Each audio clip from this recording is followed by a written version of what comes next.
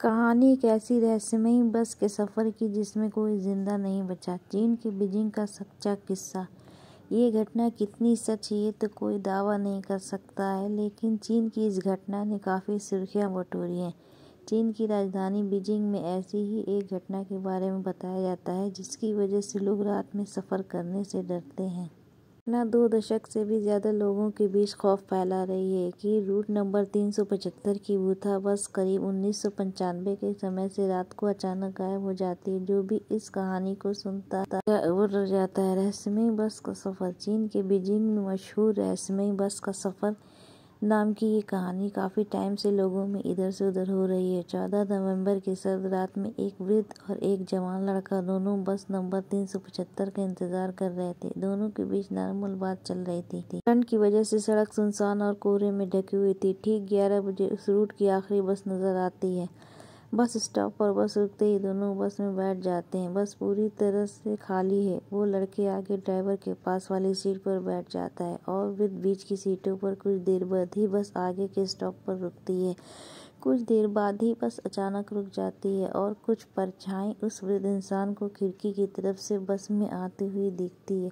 बस में रोशनी कम थी, इस वजह से उन्होंने उसके चेहरे तो नहीं देख पाए, लेकिन उनकी हालत देख उन्हें बहुत ही घबराहट होने लगी। अचानक वृद्ध कहने लगता है, अजीब सा बर्ताव। बस चले हुए कुछ ही देर होती है कि उस वृद्ध ने आगे बैठे नौजवान से बहस करना शुरू कर दी। ये वही लड़का था जिसके साथ वो इतने आराम से उस स्टॉप पर खड़े बात कर रहा था। अचानक आए इस बदलाव से उसका चौंकना लाजमी था, लेकिन वृद्ध व्यक्ति की बातों ने उसे गुस्सा दिला दिया।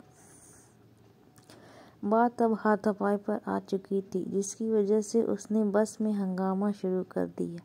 बस ड्राइवर ने परेशान होकर उन दोनों को बस से नीचे ही उतार दिया। लड़का हैरान खड़ा कुछ समझ नहीं पाता है कि ऐसा वो क्यों बोल रहे थे। तब उन वृद्ध ने उसे पूरी कहानी सुनाई और कहा कि तुमने जिन 3 लोगों को कुछ देर पहले बस में चढ़ते हुए देखा था उनके पैर ही नहीं थे,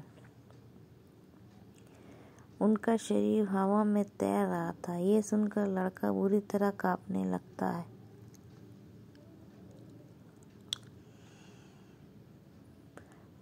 फिर पुलिस को रहस्यमयी बस का सफर सूचना देने दोनों ही पास के पुलिस स्टेशन पहुंचते हैं और सारी कहानी सुनाते हैं। उनकी बातें सुनकर पुलिस चौकी वाले सभी लोग उन्हें पागल समझने लगते हैं। दोनों ही चुपचाप अपने अपने घर चले जाते हैं। अगले दिन अखबार में जो उन्होंने छपा हुआ पढ़ा उसने उनकी और पुलिस दोनों की होश उड़ा दी।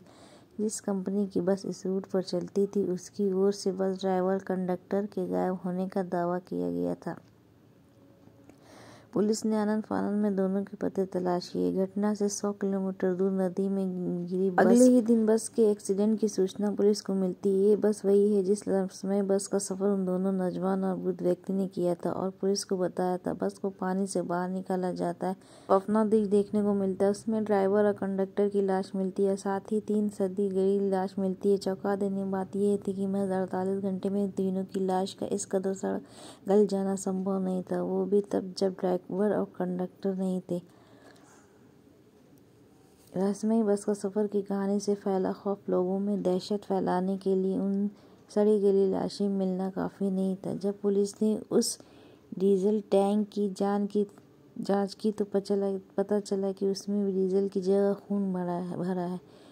ये सब देखकर पुलिस विभाग भी खौफ में आ जाता है और उन्हें उन दोनों की रहस्यमयी बस का सफ़र वाली कहानी सच लगने लगती है।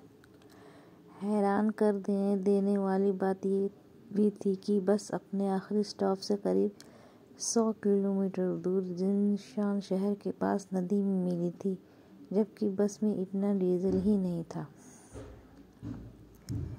इस खबर को पढ़ने के बाद कुछ लोगों का मानना है कि वास्तव में भूत प्रेत का अस्तित्व होता है और इस घटना के लिए भी वही जिम्मेदार है, लेकिन कुछ बातों का आपस में तालमेल सही ढंग से नहीं बैठ रहा है। जैसे कि आपने गौर किया होगा कि पुलिस का कहना था कि बस के टैंक में डीजल की जगह खून भरा पड़ा था, वही दूसरी ओर एक्सपर्ट का कहना था कि बस में इतना डीजल नहीं था कि बस इतनी दूरी तय कर सके। इसके अलावा पुलिस को बस में सड़ी गली और सही कंडीशन में लाशें मिलती हैं। तो सवाल ये उठता है कि क्या ये संभव है कि वो सड़ी गली लाशें उन्हें बस में ही मिली हो? अगर वो लाशें घटनास्थल के आसपास मिलती तो उनका तालमेल समझ आता है।